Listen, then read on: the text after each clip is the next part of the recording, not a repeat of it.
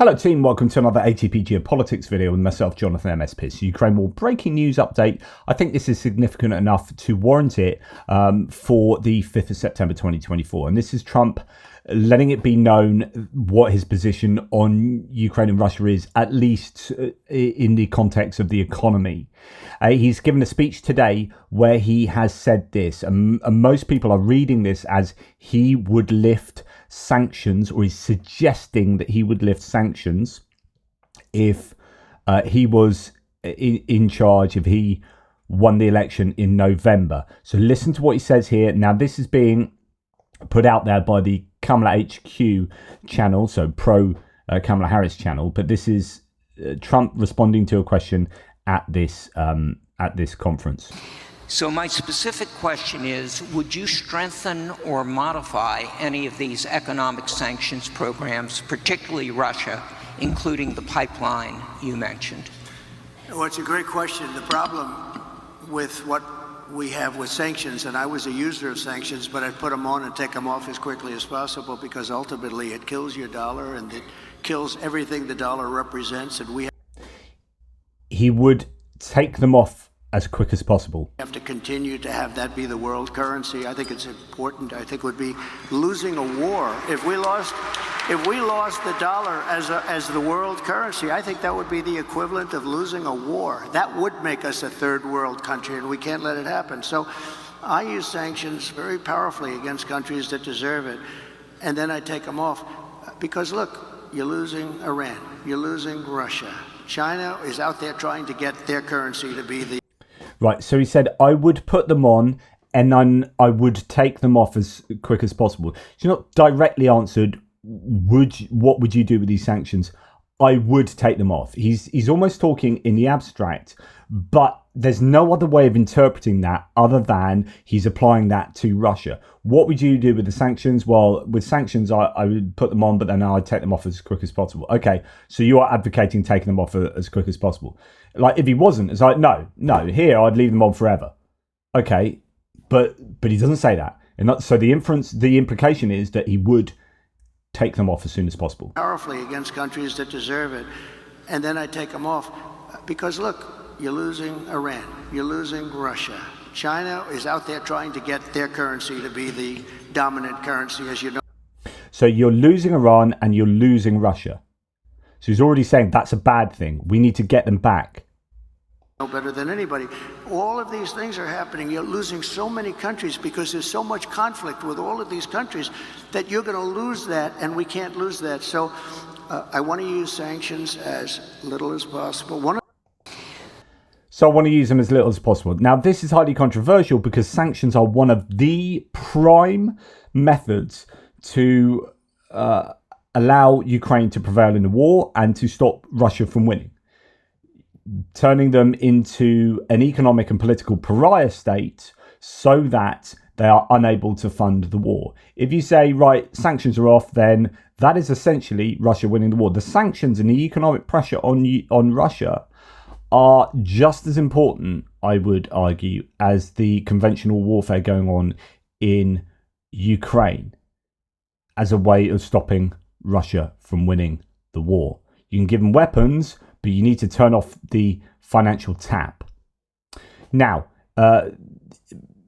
this idea that he's suggesting that he would lift sanctions has led to the statement here from the Harris campaign. In his remarks at the Economic Club of New York, President Trump suggested he may unilaterally lift sanctions on Iran and Russia, effectively forfeiting American strength and giving the adversaries exactly what they want. Those sanctions are in place are holding Russia accountable for the brutal aggression against the people of Ukraine and holding Iran accountable for its support of terrorist organizations like Hamas and Hezbollah and other destabilizing activities in the Middle East. So Trump said, I use sanctions very powerfully against countries that deserve it, and then I take them off because, look, you're losing Iran, you're losing Russia. I want to use sanctions as little as possible. So rather than lifting any sanctions on Iran, a state sponsor of terrorism, the Biden-Harris administration has imposed more than 600 new sanctions on Iran and is it's destabilizing terrorist proxies like Hamas and Hezbollah. And Vice President Harris has been critical leader in the Biden-Harris administration, rallying the world to impose unprecedented economic pressure on Russia for Putin's brutal invasion of Ukraine. Meanwhile, Trump continues to cozy up to our adversaries, congratulate dictators, and praise Putin as savvy and smart, those are quotes, for launching his bloody invasion of Ukraine. Following is a statement from the Harris Wall's 2024 National Security spokesperson, Morgan Finkelstein. Quote, unilaterally lifting sanctions on Iran and Russia is the exact kind of reckless foreign policy we've come to expect from Donald Trump, who would make America weak and the world less safe. As president, he emboldened North Korea, Iran and Russia. If Trump returns to office, he will undermine our security, turn his back on our allies and have America go it alone, strengthen our adversaries and disrespect the title of Commander-in-Chief. Even his own former national security advisors have warned of the danger that Trump represents for America and the world. There's one candidate in this race who has the strength and resolve to stand up for America, our service members and our allies, and defend democracy at home and abroad. Yes, that is Vice President Kamala Harris. Okay, so that's what the Harris campaign has said to that video. Then I was looking to see whether actually there was any, did he go on and talk longer is what I wanted to know. And then I came across this Kamala HQ. So the original video came from Kamala HQ.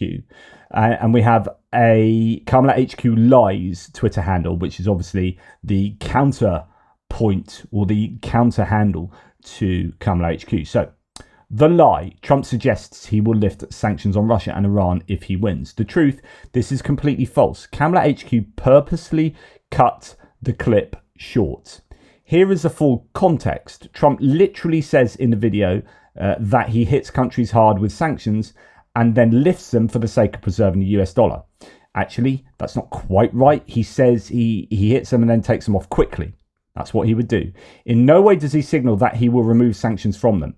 I think that is completely false. I think he implies he would lift them. In fact, to read it any other way is disingenuous, and the burden of proof is on you to read it not in that way. So here's what he said, says this handle. Quote, I used sanctions very powerfully against countries and then I take them off. Here are some facts. Kamala Biden moved to lift sanctions on Iran, awarding them billions of dollars. The US dollar crashed in August, likely due to Kamala's entrance in the race. Economists suggest the US dollar could crash under Kamala's administration. Actually, that's not true. And economists have just come out and said it would be better under her administration. But anyway, right. Then, so what they say is that the video's cut and here's an extended video. So I'm going to play you that extended video and we will see if actually this shows that we were wrong in what our assumptions were. And the most recent was Ukraine, where okay, let's forward that on. Including the pipeline you mentioned. Well, it's a great question. The problem with what we have with sanctions, and I was a user of sanctions, but I put them on and take them off as quickly as possible. As quickly as possible. That's the Kamala HQ Lies. Talking about, that was cut. You didn't get the full context. Doesn't talk about that part. As quickly as possible. Because ultimately it kills your dollar and it kills everything the dollar represents, and we have to continue to have that be the world currency. I think it's important. I think it would be losing a war if we lost the dollar as the world currency. I think that would be the equivalent of losing a war. That would make us a third world country, and we can't let it happen. So I use sanctions very powerfully against countries that deserve it, and then I take them off because look. You're losing Iran. You're losing Russia. China is out there trying to get their currency to be the dominant currency, as you know better than anybody. All of these things are happening. You're losing so many countries because there's so much conflict with all of these countries. So he's saying we will lose Russia. We are losing Russia. Therefore, we need to take the sanctions off in order to get them back. That's the only reason you would say that. And so this is a completely... I think, incorrect reading of what Trump is saying here from this pro-Trump handle. That you're going to lose that, and we can't lose that. So I want to... We can't use that, so I want to use sanctions... Use sanctions as little as possible. One of the things... So, because we don't want to lose them, I want to use sanctions as little as possible. And I want to get them off as quickly as possible, he said earlier. So I don't know how you can read that this means that he will extend them, maybe even put them on more. No, you can't read it like that.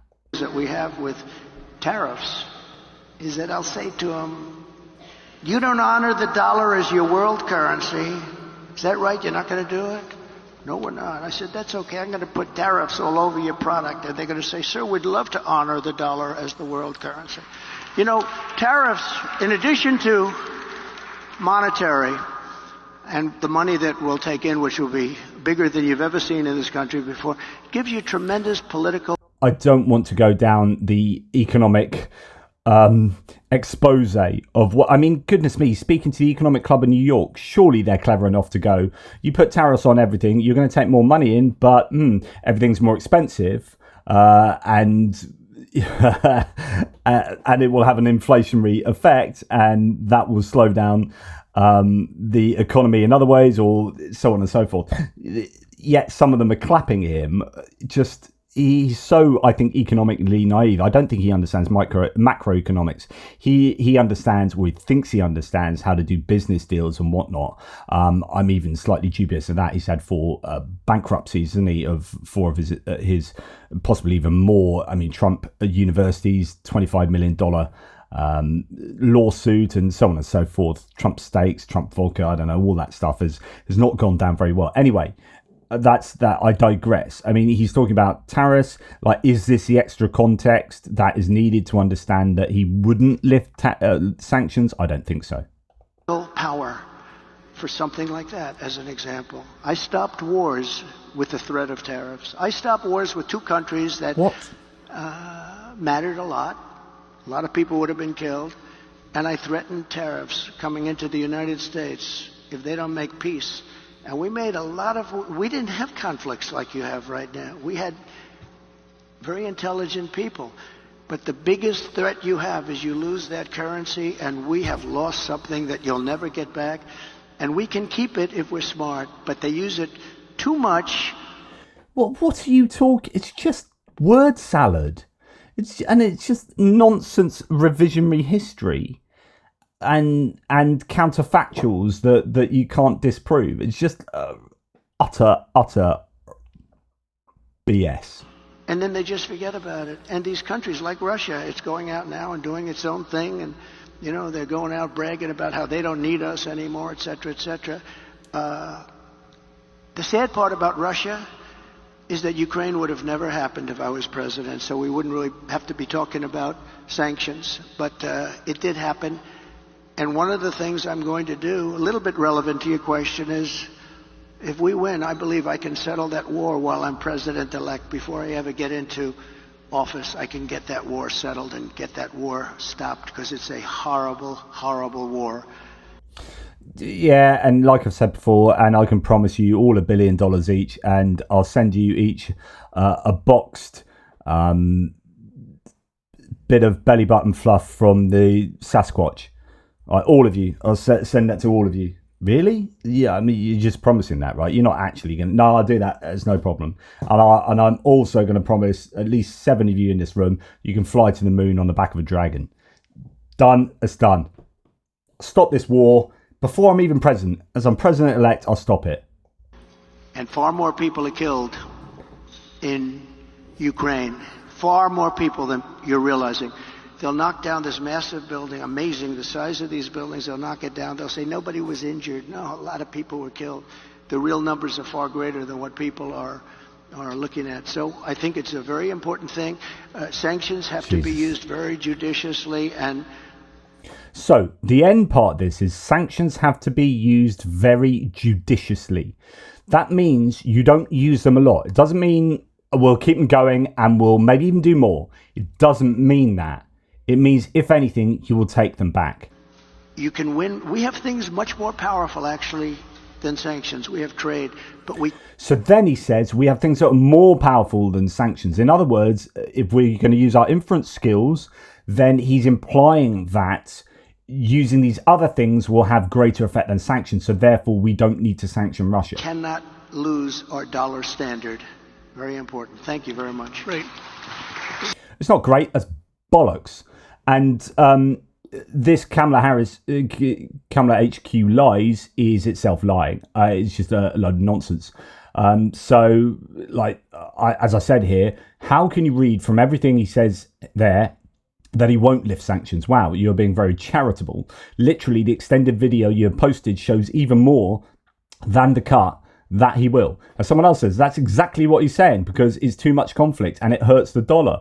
Just like, yeah. So I think it's correct to say, and I think the word suggests is probably very accurate here. Trump suggests he will lift sanctions on Russia and Iran if he wins. Absolutely true. And I was on my threads earlier, and someone who's actually a very pro-Trump person in my threads said, oh, not looking good for Ukraine in Trump's latest speech. And I presume he's meaning this. And if he is, then I totally agree. And you know, thanks for admitting that. Anyway, that's enough from me for this one. Hopefully that's of use. Take care, guys. Speak to you soon.